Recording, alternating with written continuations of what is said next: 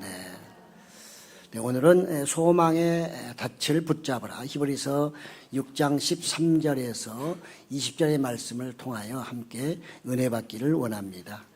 네, 오늘 칼럼에 보니까 이런 내용이 있었습니다. 살아있는 한 소망은 있다.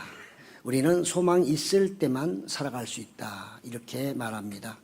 소망 없는 인생은 흥미없고 충족감도 없으며 냉혹하고 고통스러운 존재에 지나지 않는다. 낙관주의는 최선의 것이 이루어지리라는 것을 아무런 보장도 없이 그저 바라보는 것이다. 그러나 그리스도인의 소망은 하나님께서 보장한 약속이 실현될 것을 믿는 것이다. 하나님께서 친히 약속하신 가장 좋은 것이 올 것에 대한 소망이다. 따라서 크리스천은 예수님을 소망으로 삼아야 한다. 우리의 소망은 하나님의 자비하심에 있다. 부족해도 허물이 있어도 여전히 우리에게 구원의 소망을 주시기 때문이다. 그러므로 소망 가운데 열심히 살아야 합니다. 그리스도인은 영원한 소망을 품는 행복한 사람들이기 때문입니다. 이런 칼럼을 제가 읽으면서 여러분에게 소개를 했습니다. 오늘 히브리서 말씀을 통하여, 히브리서는 좀 어렵기도 하지요. 이것은 구약을 잘 아는 대제사장 계열의 누군가가 예수님을 믿고 난 후에 그 구약과 신약을 잘 접목을 시켜서 써놓은 말씀이라고 볼 수가 있고요. 서신서라고 또 할 수가 있겠습니다. 그래서 히브리서는 상당히 좀 도움이 없으면 이해하기 어려운 그런 부분들이 종종 있습니다.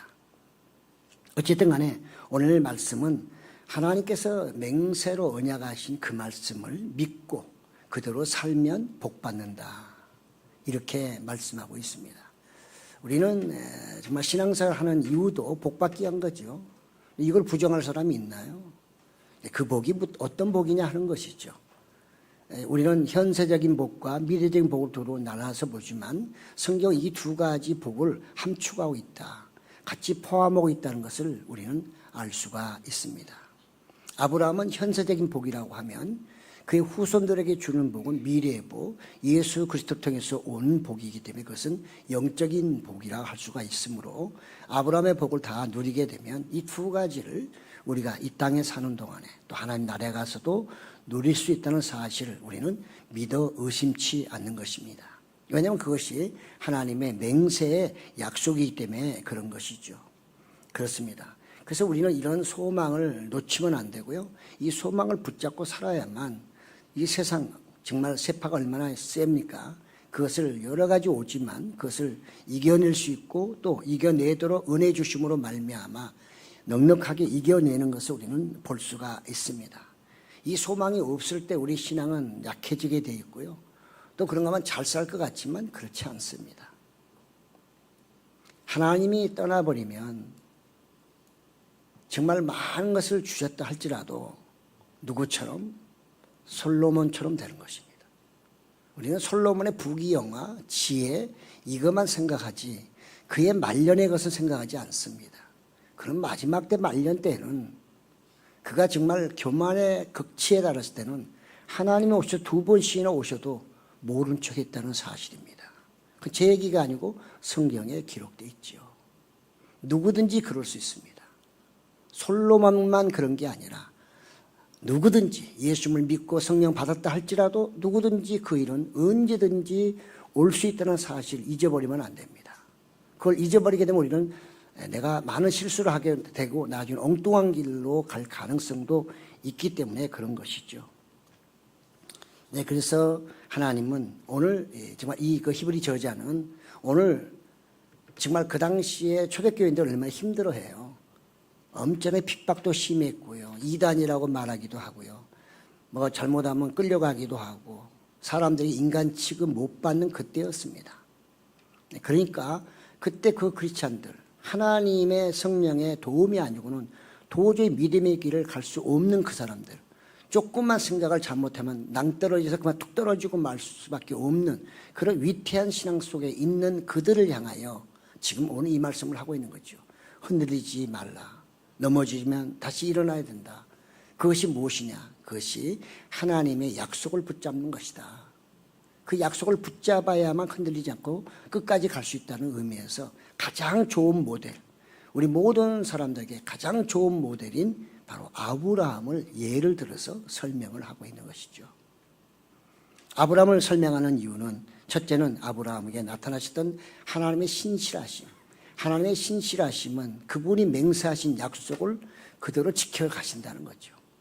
아브라함의 100% 모든 걸 따라서 완벽하게 지키기 때문에 그런 것은 아니고요. 하나님이 맹세하신 그 약속을 하나님은 그를 늘 이끌어가며 그도 성장시키며 그 복을 주시면서 그를 또 이끌어간다는 사실을 우리는 성경을 통해서 잘 알 수 있는 것이죠. 그래서 모든 그 당시의 기독인들에게도 믿음이 연약해도 힘들어도 어려워도 하나님의 은혜 가운데 붙잡혀 가게 되면 이길 수 있다. 이런 메시지를 전하고 싶었던 것입니다. 두 번째는 바로 아브라함을 통하여 유대교와 기독교의 연속성을 말하고 있습니다. 우리가 구약의 유대교와 기독교는 전혀 무관한 것 같지만 그렇지 않습니다. 유대교가 없는, 다시 말하면 구약이 없는 신약은 있을 수가 없고요. 유대교가 없는 기독교는 있을 수가 없는 것입니다. 예수님은 유대로부터 나오셨기 때문에, 그 메시아는 유대로부터 나왔기 때문에, 그리고 예수님은 그래서 율법의 완성, 그 완성품이 뭐냐? 그게 바로 기독교라고 하는 거죠. 그 시초는 누구로부터? 아브라함으로부터. 그래서 아브라함은 유대교의 후손일 뿐만 아니라 예수 그리스도 메시아를 통해서 기독교와 연결되고 예수님을 믿음으로 아브라함의 후손이 되는 길을 열어주심으로, 그래서 우리가 예수님을 믿게 되면, 그분을 소망으로 삼게 되면 하나님이 아브라함의 최초로 주셨던 그 약속, 내가 복을 더하고 복에 복을 더하고 번성에 번성을 더하리라는 이 말씀이 누구에게나 이루어진다는 사실을 알리고 싶었던 거죠.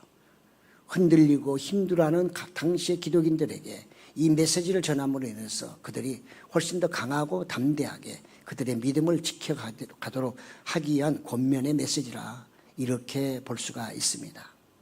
그러므로 우리는 잠시 아브라함을 한번 생각해 봅니다. 네, 아브라함 그렇습니다. 그 아버지는 갈대아 우르 출신입니다. 그 고향입니다. 그 아버지 데라는 우상을 만들던 사람입니다. 만약에 아브라함이 하나님께서 찾아오지 아니하시고 또 하나님이 부르시고 지명했는데도 안 쫓아갔다면 아브라함은 우상 섬기다가 그냥 죽어버릴 사람, 믿음과는 전혀 관계없는 사람이 되었을 것입니다. 그런데 그 아브라함에게 하나님이 찾아오시고 너는 본토 친척 아비집을 떠나 나를 따라오겠느냐 이렇게 말씀하셨죠.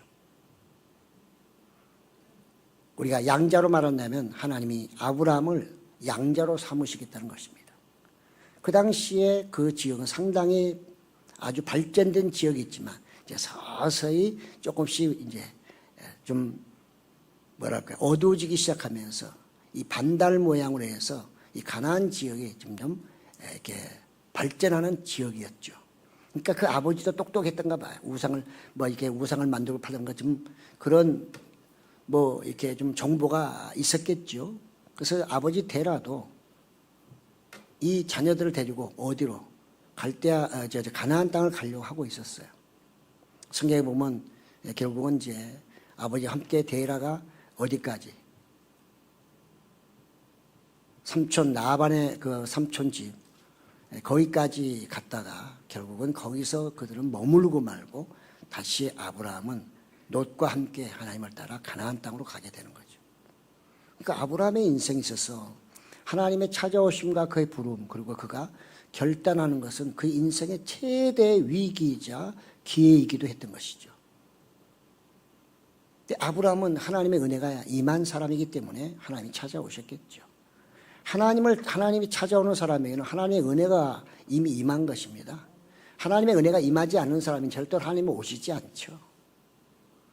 그것을 늘 기억하고 있어야 됩니다. 주님이 나에게 성령을 주셨다면 하나님 나에게 은혜를 주셨다는 뜻이고요. 그래서 내가 하나님의 은혜 가운데 이 모든 것을 받고 있고 누리고 있다고 하는 이 대전제를 잊어버리면 안 되는 거죠. 그래서 노아의 홍수 시대도 하나님은 뭐라고 노아가 하나님의 은혜를 받았더라 이렇게 말씀하고 있잖아요. 그러니까 저나 여러분은 다 하나님의 은혜를 받으신 분들입니다. 이제 매 주일마다 말씀을 들으며 내가 어떻게 결단하며 살아갈 것인가는 여러분의 대단히 중요한 인생의 전환점이 되는 것입니다. 아브라함도 그랬으니까요. 아브라함은 그래서 거기서 정말 우상, 아버지가 만드는 우상 쫓아가지 않고 한 번도 나타나지 않은 우상, 만들기만 하고 두드러 패고 뭐 해도 말도 없는 그 우상이 아니라 직접 자기에게 나타나셔서 말씀하시는 살아계신 신 여호와 하나님을 그는 듣게 됐고 보게 됐고, 그래서 하나님을 따라가는 그런 지혜로운 사람이 됐던 거죠. 그렇습니다.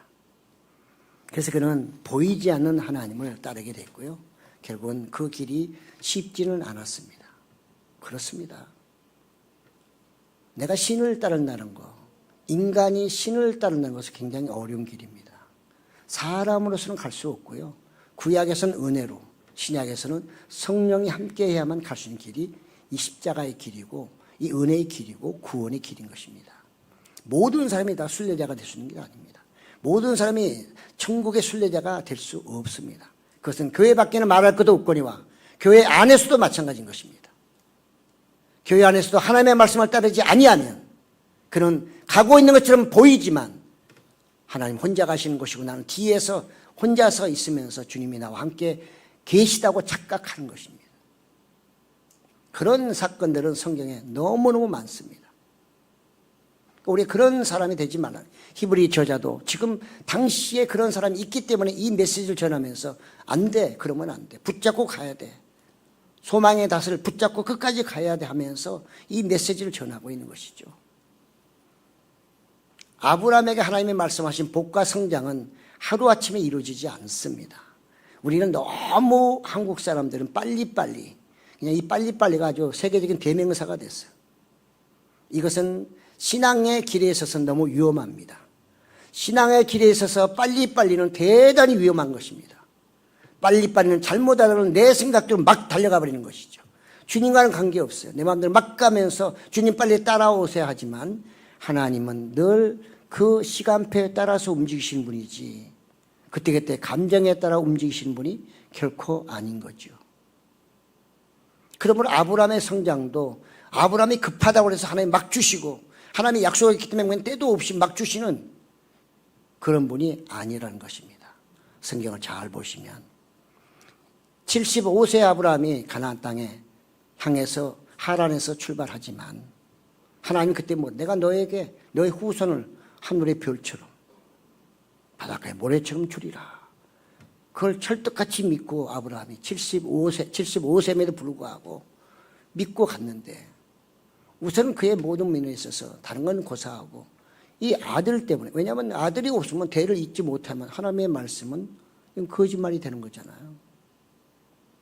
시간이 흘러도 소식도 없어요. 그리고 이제는 자기 아내는 더 이상 생산할 수 없는 그런 나이에 이르렀기 때문에 포기해버린 거죠. 그래서 인간의 지혜를 하나님의 지혜로 살짝 바꾸는 이 또 아브라함의 지혜가 있습니다. 사람의 지혜는 대단하더라고요. 하나님의 형상으로 지음받았기 때문에 여전히 남아있는 게 있거든요. 짐승들도 바보같이 보이지만 그 짐승 나르는 엄청나게 똑똑하더라고요. 다 살아가는 방법이 있어요. 굼벵이도 끔틀린 재주가 있대잖아요. 아브라함은 그래서 하나님의 약속대로 기다리고 기다리는 사람이 아니라 그래서 아내하고 합의해가지고 하가를 통해 아이를 낳고 이스마엘을 자기의 후계자로, 다시 말하면 자기의 대를 잇는 사람으로, 또는 정말 종도 생각하고 다양한 방법으로 막 했지만 하나님 전부 다 너 아니야. 그거는 너의 지혜고 네가 만들어낸 것이지 내가 준 게 아니야. 내가 분명히 약속했잖아, 기다리라고. 네가 나를 믿어야지. 아브라함에는 많은 시련이 있었어요. 하나님의 복과 성숙함, 성장에 오려고 하면 인내와 나아가서 고난과 갈등도 있는 것입니다. 아브라함의 신앙의 성장의 만큼 아브라함도 위로가 그만큼 채워지고 소망도 채워지고 하나님이 누군 줄도 알아가는 것입니다. 어린아이는 하나님을 알 수 없어요. 어린아이가 부모님의 마음을 어떻게 읽어요? 똑같습니다. 그래서 신앙인에 있어서 신앙의 길은 빨리빨리 하는 것은 이것은 속성입니다. 임신하자마자 한 달 만에 아이를 낳을 수는 없잖아요. 근데 종종 우리는 너무 급한 나머지 한 달 만에 아이 달라고 하는 사람들도 있단 말이죠. 아브라함은 그렇게 해서 얻은 게 아닙니다. 아브라함은 많은 고난, 고통이 있었습니다. 자기 지혜로 가다가 이 일을 그르치기도 하고 또 하나님이 그러면 또 끄집어 주시고 그래서 거기서 또 깨닫게 하십니다. 이렇게 하면 안 되는 거야. 그렇게 성숙해 갔습니다. 결국은 아브라함이 다 포기해버렸어요. 지금 내 나이가 99세.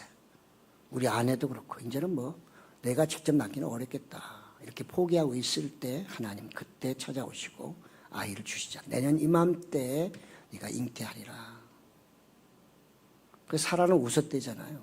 아이고 우리 하나님, 그분은 어떤 분인데 나를 이렇게 거짓말만 다니신 거야. 그렇게 하지 않았겠어요? 그렇게 하고도 남아요, 여러분. 안 그런다고요? 아니요. 사람이라고 하는 것은요, 상황에 따라, 환경에 따라 너무 자주 바뀌거든요. 하나님은 그걸 계속해서 하나님의 전지전능하심으로, 능력으로 그걸 계속해서 깨달아가고 다듬어가는 거죠. 새도 계속 쳐야지 단단해지잖아요. 더러운 것도 용광로에 넣어야 깨끗해지잖아요. 그러니까 아브라함도 계속해서 새롭게 변해가고 있는 거죠. 성숙해 가고 있는 거죠. 아이를 주셨고 그래서 그 아이를 얼마나 기뻐했어요. 그런데 그가 이해할 수 없는 또 메시지가 왔어요. 하나님이 갑자기 그를 드리라. 나를 위하여. 얼마나 갈등이 심했을까요, 아브라함은? 아브라함도 사람이잖아요. 그네 나가지고 애지중지 기르고 이제 네가 내 후손이야. 내 앞으로 모든 걸 네가 나에게 뭐다고 막 신나가지고 하는데 어느 날 그것도 성숙한 아들을 하나님께 드리라고 하니 이해가 되겠습니까? 그러니까 아내에게도 말할 수가 없어요. 혼자 결단했어요. 3일 길 가면서 말하지 않아요. 뭔 말을 하고 싶겠어요? 그 속에서는 하나님 왜 이러세요? 내가 하나님이니까 합니다. 이제 나도 좀 믿음이 생겨서요. 거부할 수는 없어요, 하나님. 왜? 하나님 명령이 뭔 줄 알기 때문에 내 거부할 수 없어서 하긴 하지만 도대체 이게 뭡니까, 하나님? 그런 얘기 안 했겠어요? 그러니까 아들이 아버지, 아니 지금 재물 제사 드리러 간다는데 불도 있고 칼도 있고 나무도 있는 도대체 재물은 어디 있어요? 야, 참 그 아들도 그 아버지의 아들이 똑똑해요. 아주 그냥 콕 찍어서 말하네. 아브라함의 대답하죠. 그가 얼마나 성숙한 신앙인가는 거죠. 하나님이 다 예비하셨을 거야. 그렇죠. 자기도 답이 없죠. 우리는 단순히 아브라함이 그 정도 됐다, 그것이 아브라함 믿음이라고 보면 안 되고요. 그가 얼마나 훈련을 많이 받고 얼마나 많은 사건들을 통해 하나님을 만났으면 이제는 그분이 알아서 하시고 그분이 정리하니까 난 시키는 대로 하면 돼. 예수님이 그랬어. 너희 모든 것을 주께 맡기라. 바울도 또는 많은 복음 전도자들도 그렇게 얘기하잖아요. 주님도 주께 맡겨, 나에게 맡기라. 이렇게 말씀하시는데 그거 맡기려면 아브라함 비슷한 그런 연단 과정이 있어야지. 그런 연단 과정이 전혀 없는 사람에게는 쉽지 않은 거란 말이죠. 그러니까 튕겨나가죠. 그렇습니다. 그래서 히브리 저자는 그가 이렇게 인내하여 다 얻었다 이렇게 말하고 있습니다. 사실 다 얻었을까요? 사람에 따라 다를 겁니다. 어떤 사람은 그 정도면 됐지 뭐. 그 갈대아 우르에서 여기까지 와가지고 이렇게 말하는 사람도 있을 것이고 어떤 사람은 이게 그 정도 복 준다고 하나님이 맹세하신 거야 이렇게 말할 사람도 있어요. 그렇지만 우리는 하나님은 모르거든요. 하나님은 아브라함에게 주신 복이 그런 현세적인 복만 주신 게 아니란 말이죠. 하나님의 원대한 꿈은 그 아브라함을 통해 시작으로 해서 수많은 사람들 구원해서 하나님 나라로 들어가도록 하는 것이 하나님의 원대한 꿈이었고 아담과 이브가 지은 원죄를 그 메시아를 통해서 다 제거하고 그를 예수님을 메시아를 믿는 사람에게 새로운 희망의 길, 생명의 길, 구원의 길을 주시고자 하는 모든 것이 이 아브라함의 축복 속에 함축되어 있다는 거죠. 그 사람은 알 수가 없죠. 그러니까 그 당시는 아브라함에게 하나님께서 복 준다고 할 때 누가 그렇게 쉽게 뭐 이렇게 동의하고 뭐 수긍하며 끄떡끄떡 했겠어요. 아이고, 아브라함처럼 안 살아도 복만 잘 받더라. 누구 어떤 사람들은. 어떤 사람은 절에만 가도 복 받더라. 어떤 사람은 누구한테 가서 복채 갖다 놓고 막 해도 복만 잘 받더라. 이런 얘기 할 수 있어요. 지금도 할 수 있습니다. 가능합니다. 그렇지만 그 사람들은 현세적인 복은 몰라도 미래의 복은 없어요. 예. 그래서 하나님이 이 아브라함에게 약속하신 축복하리라, 번성하리라, 그게 이제 사람들 눈에 확 뜨게 나타난 게 뭐냐? 출애굽 사건이에요. 430년 거기다 놓고 말씀하신 대로 번성시키고 축복하셔서 그 무리를 이끌고 가나안 땅으로 모세를 통해서 들어가게 하신 게 모든 사람 눈에 보이는 하나님의 아브라함에 주셨던 축복에 대한 하나의 현실적인 사건으로 나타나게 된 것을 볼 수가 있습니다. 그렇기 때문에 이스라엘 백성들은 언약의 백성, 선민 얼마나 자부심이 강해요. 아브라함은 믿음의 조상. 그래서 그 사람들은 노아를 조상이라고 말하지 않고 우리의 조상은 아브라함이야 이렇게 말하잖아요. 그 성경은 어디나 말할 때 내가 아브라함, 이삭, 야곱에게 언약한 것을 기억하여 내가 너희를 이렇게 한다고 이렇게 말씀하시잖아요. 그렇습니다. 이제 문제는 우리가 아브라함의 복과 어떻게 되느냐 하는 거죠. 아브라함은 유대인이고 옛날 하늘날 사람이고 유대 교인도 아니죠. 법 이전의 사람이니까요. 그러면 아브라함의 복이 나에게 오려면 나는 어떻게 해야 되는가? 지금 히브리 저자가 그걸 신약 시대에서 말씀하고 있는 것이죠. 그래서 이제 예수 그리스도를 소망의 빛으로 삼으라, 닻으로 삼으라고 말씀하는데 우리는 갈라디아서 바울이 갈라디아 3장 14절에 너무나도 소중한 말씀을 전하고 있어요. 갈라디아 3장 14절에 보니까 이는 그리스도 예수 안에서 아브라함의 복이 이방인에게 미치게 하고 또 우리로 하여금 믿음으로 말미암아 성령의 약속을 받게 하려 함이라. 네. 아브라함에게 주셨던 그 복, 번성함이 무엇으로? 신약에 와서는 예수 그리스도를 통해서 이제는 성령으로 복 주지 않겠냐. 성령의 약속을 받게 하지 않겠냐. 그러니까 예수님도 뭐라고 그래요? 제자들한테 그 당시에 승천하실 때 하나님이 약속하신 것을 여기서 기다리라 이렇게 말씀하시잖아요. 물론 요엘서도 마찬가지입니다.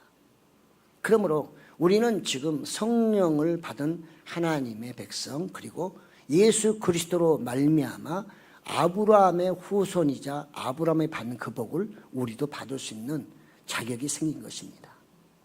그래서 우리는 신약에서 이 출애굽과 똑같은 개념이 바로 오순절 성령 사건입니다. 수많은 죄인들, 이방인들의 죄를 사해주기 위해서 성령을 이 땅에 보내시고 예수님을 믿고 성령을 통해 예수를 믿게 되면 그 믿는 모든 사람들의 죄는 깨끗이 죄로부터 해방되면서 이제는 아주 자유롭게 천국을 소망하며 살아가는 구원의 복을 받는 그런 길로 우리를 인도하시고 계신 것이죠. 그렇기 때문에 이 오순절 강림은 구약의 출애굽 사건과 유사한 개념을 갖게 되는 것입니다. 그러니 예수님께서 십자가에 돌아가실 때 참 귀한 말씀을 하셨어요. 우리는 죽으면 어디로 갈까? 사람들이 논란이 많아요. 너무 신학적으로 따질 필요는 없어요. 우리는 영혼과 육체가 분류가 되면 당장 어디로 간다고 답을 해야 맞을까요? 천국, 맞긴 맞지만 정확히 표현하면 낙원입니다. 우리는 예수님께서 우리에게 말씀하시기를 십자가 옆에 두 강도, 어떤 사람인지 누구인지는 모르지만 자우동한 한 사람은 예수님만 욕하고 당신 정말 그렇게 메시아면 당신부터 구원해봐 그럼 내가 믿어줄게 막 하잖아요. 한 사람은 너 정신은 너는 죄인으로 도덕질게 마땅히 이 벌을 받아야 되면 이 벌은 그런 분이 아니야 뭐 이렇게 하잖아요. 누가복음에. 그래서 예수님은 뭐라는 거야? 주여 나를 기억하옵소서. 그 정말 죄인이 할 때 가장 짧게 구원받은 사람 뭐라고 합니까? 누가복음 23장 43절에 예수님이 그 말을 들으신 다음에 오늘 내가 나와 함께 낙원에 이루리라. 그래서 낙원이라는 말을 쓰셨어요. 낙원에 이루리라. 낙원도 천국 같은 개념이죠. 하나님이 계시고 예수님이 계시니까. 그러니까 우리는 어찌 보면 천국은 또 다른 세계라고 볼 수가 있는 거죠. 그 천국은 나중에 예수님이 낙원에서 함께 있다가 재림하게 되면 또 이 땅에 있던 사람들도 믿음으로 인해서 전부 다 육적인 부활을 통하여 이제 새하늘과 새 땅에 살게 된 그것이 진정 성경이 그리고 있는 천국이라 이렇게 볼 수가 있죠. 어쨌든 간에 예수님은 이렇게 낙원에 대한 얘기를 하고 있고요. 그래서 요한계시록에도 2장 7절에 보면 이렇게 말씀합니다. 기 있는 자는 성령이 교회들에게 하시는 말씀을 들을지어다.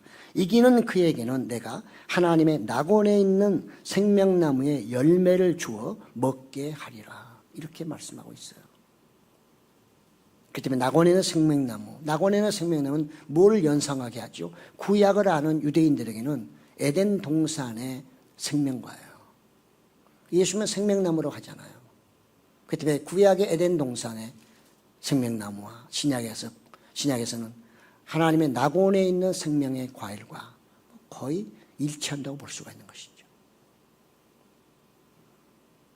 그래서 우리는 예수 믿게 되면 바로 이제는 아브라함의 후손이 되기 때문에 하나님이 아브라함에게 약속하신 복을 주리라, 복에 복을 더하고 번성 위에 번성을 더하리라는 이 말씀이 우리의 것이 될 수 있다는 것입니다. 그래서 우리에게 그 당시에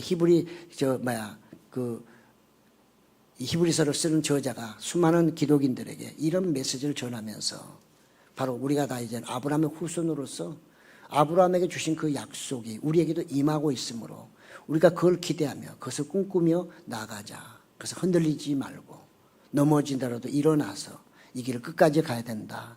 이렇게 지금 말씀하고 있는 것을 볼 수가 있습니다.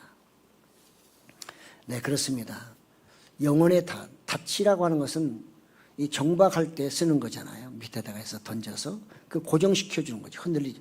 조금은 이동은 할 수가 있겠지만 그러나 배가 완전히 떠날아가지는 않죠. 그건 붙잡아 주는 거죠. 그러니까 소망의 닻이신 예수님. 예수님은 우리의 닻이 된다는 거죠. 힘들고 어려울 때 막 그냥 여기저기 방황하고 다닐 때 뭔가 딱 우리의 손을 붙잡아주고 위로의 손으로 소망의 손으로 우리를 딱 붙잡아서 고정시켜주는 그런 의미에서 예수 그리스도가 우리의 소망의 닻이라. 그러므로 그 닻을 우리는 붙잡고 살아야 된다. 이렇게 말할 수 있는 것입니다. 신앙생활에서는 어느 누구든 간에 고난과 또 나가서 혼란이 없을 수는 없습니다. 근데 이것을 이기는 공동체가 돼야 하는 것이고, 그러니까 영혼에 닫힌 예수님을 붙잡아야만 우리는 종말론적 구원의 성취와 영생이 보장되어 있고 또 그 길을 가는 순례자로서 성공할 수가 있는 것입니다. 이 길은 예수님께서 열어주신 십자가를 통해 열어주신 바로 지성소, 휘장이 찢어졌잖아요. 그래서 거기 들어가게 하셨다. 예수님이 그 안에 들어가셨기 때문에 그분이 그 안에 계심으로 우리는 그분을 따라가면 그 지성소에 들어갈 수가 있는 것이죠. 그때 우리는 늘 예수님을 기억해야 되고요. 말씀을 묵상하면서 이 소망의 끈을 놓치면 안 되는 거죠. 그 소망의 끈을 놔버리면 우리는 엉뚱한 대로 이렇게 정말 빠질 수가 있고 소용돌이 속에서 그냥 지 멋대로 다니다가 파손될 수도 있고 그렇잖아요. 파괴될 수 있단 말이죠. 여러분 아무리 힘들으셔도 저도 신앙생활 오래 수십 년 했습니다. 저도 많은 것을 겪었습니다. 보통 사람이 겪지 않은 것까지 겪었습니다. 그리고 여기 목사로 지금 서 있습니다. 중요한 것은 절대로 예수님을 놓치면 안 된다는 것입니다. 그분을 잡고 있어야 기회도 오고 위로도 되고 소망도 되시고 넘어지면 또 이렇게 세우면서 또 터득기를 주면서 야 힘내라 이렇게 말씀하시거든요. 근데 그분을 떠나버리면 그분이 나의 소망이 닻이 돼야 되는데 그 닻에서 내가 잘려버리면 닻이 어딘가 날아가 버리거나 끊어져 버리게 되면 배 혼자 다니다가 파손되고 막 길도 못 찾고 주인이 어딘지 모르고 혼자 다니다가 끝나고 마는 거죠. 그렇습니다. 이 길을 가면 복과 또 나가서 영생을 얻는 것은 틀림이 없지만 이 길을 끝까지 가는 게 쉽지 않다는 거예요. 그렇게 쉬울 것 같으면 뭐 하려고 얘기하겠어요. 쉽지 않으니까 이 길을 붙잡으라고 말하고 이렇게 또 정말 서신서를 통해서 그들에게 권면하고 있는 것이죠. 예수님 뭐라고 말씀하십니까? 생명으로 인도하는 문은 좁고 길이 협착하여 찾는 자가 적음이라. 찾는 사람이 적다는 거예요. 너무 힘들고 어렵기 때문에 이 길 가는 게 어렵다는 것입니다. 다른 말로 말하면 하나님께서 성령께서 붙잡아 주지 아니하시면 이 길을 끝까지 갈 수 없다는 말과 똑같은 것입니다. 왜냐하면 사람으로서는 찾는 사람이 거의 없으니까. 갈 수 있는 길이 아니라고 생각하니까. 그거 너무 힘들어. 자기 개인의 힘으로 내 힘으로 가려고 하면 너무너무 힘든 거예요. 그렇습니다, 여러분. 저는 목회를 짧게 한 사람입니다. 늦게 목사가 됐기 때문에 짧게 한 목사지만 그래도 이 길이 쉽지 않아요. 그래도 여기까지 올 수 있었던 것은 하나님께서 성령께 나를 붙잡아 주시니까 이런 거 저런 거 다 만나도 그분이 털어버리게 하시고 녹여주시고 위로하시고 또 나에게 또 여러 가지 다독거려 주시면서 하니까 이 길을 갈 수 있는 것입니다. 여러분들도 마찬가지예요. 여러분 또 오늘 갈 때 많으신데 지금 저기 오셨잖아요. 뭐 하시러? 예배 드리러. 예배는 우리가 드리는 것도 있지만 받는 것도 많단 말이죠. 그게 다 하나님 주시는 은혜란 말이죠. 성령이 나를 이끌어 주신 것이기 때문에 이 길은 협착하여 찾는 사람이 없지만 세상에는 지금 수많은 사람이 다른 데 가고 있지만 이 길을 오는 저나 여러분은 좁은 길을 오게 하신 예수님의 은혜, 하나님의 은혜, 성령의 도우심이 얼마나 큰지 그것에 우리는 감사를 아니할 수 없다는 말입니다. 그렇습니다. 우리가 주님을 붙잡으면 그분은 소망이기 때문에 모든 것을 이기신 분이기 때문에 승리하신 예수님이기 때문에 그분을 붙잡으면 어떤 것도 우리를 넘어지게 하거나 쓰러진다 할지라도 절대로 우리를 죽이지는 못합니다. 바울은 말하죠. 고전 15장 55절에서 58절에 보면 사망아 너의 승리가 어디 있느냐? 사망아 내가 쏘는 것이 어디 있느냐? 우리 주 예수 그리스도로 말미암아 우리에게 승리를 주시는 하나님께 감사하노니 그러므로 내 사랑하는 형제들아 견실하며 흔들리지 말고 항상 주의 일에 더욱 힘쓰는 자들이 되라. 이는 너희 수고가 주 안에서 헛되지 않은 줄 알미라. 그렇습니다. 성령이 함께하는 우리의 신앙, 성령님과 함께하는 모든 우리의 수고는 절대로 헛되지 않습니다. 모세를 통해서 그 광야를 38년 가까이를 돌았지만 그래도 끝까지 돈 2세들은 결국 가나안 땅 들어가잖아요. 그들의 수고는 헛되지 않습니다. 그 부모님들도 헛되지 않죠. 그들을 양육했으니까. 그들을 양육했으니까 그 자녀들이 들어갈 수 있으니까 그것 또한 복이잖아요. 자녀가 잘 된 것을 부모는 제일 좋아하잖아요. 네. 절대로 그리스도 안에서 하나님의 뜻대로 살아가는 모든 땀, 그 다음에 모든 수고는 결코 헛된 일이 없습니다. 성경은 분명히 약속하기를 심는 대로 거두리라. 이것은 하나님이 맹세하신 말씀과 똑같은 것입니다. 아브라함에게만 맹세하신 것이 아니라 모든 성경의 언약의 말씀들은 바로 하나님께서 성령의 감동을 받은 사람을 통해서 전하게 하신 것이므로 하나님의 입에서 나온 말씀이라면 그것은 다 언약의 말씀인 것이죠. 그렇습니다. 그래서 우리는 지금 우리를 기다리는 예수님, 낙원에서 우리를 기다리고 계십니다. 어떤 모습으로? 멜기세덱 대제사장처럼. 멜기세덱이 누굽니까? 아브라함이 조카를 구하고 올 때 그가 예물을 가지고 하나님께 제사를 할 때 그때 멜기세덱이 와가지고 축복해 주잖아요. 그래서 구약의 멜기세덱을 우리는 보통 신약의 예수님이라 이렇게 말하기도 하죠. 오늘 히브리 저자도 멜기세덱을 예수님과 동일하게 여기고 있습니다. 그분이 그래서 아브라함의 복 주시는 분이듯이 이제 우리가 예수 그리스도를 믿음으로 아브라함의 후손이 되었기 때문에 예수님은 그 낙원에서 우리에게 영원한 복, 구원의 복, 그리고 그곳에서 번성하고 또 번성할 수 있는 그런 은혜를 주시겠다고 기다리고 계셔요. 이미 성령을 통해 이 땅에서도 우리는 현세적인 천국을 또 경험할 수 있게도 하셨습니다. 성령이 충만하면요. 성령이 충만하는 말을 이해하기 어렵습니다.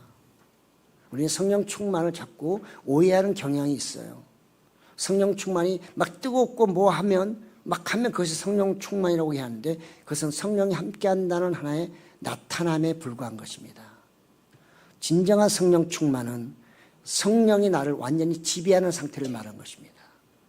하나님의 말씀이 나를 완전히 지배해서 내가 그분의 말씀에 순종하는 그런 상태. 아브라함의 마지막 단계에 그 이삭을 드리려 할 때도 그가 순종하잖아요. 어찌 보면 그것이 바로 신약 시대로 말하면 가장 성령이 충만한 상태인 것입니다. 성령이 충만하면 하나님의 말씀을 거역할 수 없습니다. 아니, 거역할 이유도 없어요. 왜? 성령이 나의 모든 걸 책임지고 가기 때문에 그냥 그분에게 맡기면 되는 거죠. 비행기 타면 파일럿한테 맡기듯이, 배 타면 정말 선장에게 맡기듯이 자기가 뭐 뛴다고 되는 게 아니잖아요. 가만히 앉아만 있으면 태워다 주듯이 성령이 충만하면, 성령의 지배를 받을 정도만 된다면 그게 가능한데, 문제는 성령을 충만히 받아 처음엔 그렇게 은혜 받아서 정말 완전히 영광내에 들어갔다 새로운 그릇이 되어도 시간이 흐르면 어떻게 돼요? 때가 묻어요. 더러워집니다. 무엇 때문에? 그릇은 사용하기 때문에. 사람은 미혹, 유혹 때문에 더러워지는 거예요. 그래서 성령의 지배를 받으려면 늘 기도하지 않고 회개하지 아니하면 성령 충만을 우리가 할 수가 없는 거예요. 그래서 성경은 날마다 성령 충만하라, 성령을 채우라는 얘기를 하는 이유가 성령의 온전한 지배를 받도록 네 자신을 하나님께 드려라. 계명을 온전히 지키라. 그렇지만 우리 사람은 그렇게 완전히 지킬 수가 없어요. 그래서 하나님의 은혜가 필요하고 하나님의 국률하심이 필요하고 용서하심이 필요한 거죠. 가장 좋은 것은 죄를 지을 수밖에 없는 인간이라면 빨리 회개해서 다음에는 그런 일이 반복되지 않도록 한다면 그 분야에서는 계속해서 한 단계 한 단계 쌓아 올라가게 되면 그쪽에 대해서는 내가 성령이 충만한 거죠. 성령의 지배를 받음으로 두 번 다시 그런 죄를 짓지 않을 수 있는 것이죠. 그렇습니다. 우리는 내 스스로가 완벽할 수 없습니다. 우리는 늘 미혹, 유혹을 받기 때문에 성령 충만히 받았다고 교만할 필요 없습니다. 솔로몬도 하나님께서 지혜도 주시고 부귀영화 몽땅 다 주셨지만 어느 순간 힘이 생기니까 이제부터 내가 할 거야 해서 말도 막 수입하고 마음대로 우상도 수입하고 여인들도 수입하고 그래서 망한 거잖아요. 두 번씩이나 와도 하나님이 두 번씩이나 찾아오셨지만 문도 열어주지 않았어요. 솔로몬은 하나님의 말씀을 귀담아 듣지도 않았어요. 성경에는 내가 두 번이나 너에게 나타났지만 너는 나를 모른 척 했다. 왜요? 은혜 안 받아서요? 하나님 함께 안 하세요? 아닙니다. 그는 후에 너무너무 높이 올라간 나머지 교만으로 해서 눈도 감기고 귀도 막혀버렸기 때문에 아무것도 보이지 않고 자기가 신의 자리에 앉아 있었던 거죠. 오늘 성경 우리 보고 힘들고 어려운가? 소망에 다치신 예수님을 붙잡고 가라. 아브라함의 복이 너에게 임할 거야. 수고하고 애쓰면 반드시 그 열매를 맺게 될 것이라고 오늘 성경은 우리에게 권면하고 있고 위로하고 또 소망을 주고 있습니다. 어려운 상황에 계신 분 계신가요? 주님 붙잡으시고 주님께 의지하시면 됩니다. 오늘 말씀을 정리해 보면 첫째, 성경의 약속은 하나님께서 맹세하신 불변의 약속이므로 하나님의 약속을 내 것으로 만들면 만들수록 나는 복받는 사람이 된다. 누가복음 1장 45절에 주께서 하신 말씀이 반드시 이루어지리라고 믿는 그 여자에게 복이 있도다. 둘째로 하나님의 나라를 소망으로 삼으면 승리합니다. 하나님의 나라를 소망하는 사람 절대로 정말 이 땅에서는 좀 실패할 수 있겠으나 천국에 들어가는 데는 실패하지 않습니다. 마지막 세 번째로 우리의 어려움의 피난처는 예수 그리스도의 품 안이라는 사실입니다. 다른 데로 가지 마시고요. 늘 내가 살다 힘들고 어릴 때 나의 피난처가 어딜까? 돈일까? 친구일까? 아니면 내 정말 취미일까? 세상일까? 라고 하는 것은 신앙인으로서는 어리석은 것입니다. 아브라함의 복을 박차버리는 것이죠. 그 복을 찾으려면 예수 그리스도를 통해 그분을 내가 구주로 모시고 그분의 덫에 내가 매달려서 같이 갈 때 나의 피난처가 되시고 나의 소망이 되시고 은혜와 복을 받는 귀한 정말 주님이 되실 줄로 믿습니다. 그런 은혜가 여러분이 충만하시기를 예수님의 이름으로 축복합니다. 아멘. 주님 감사합니다.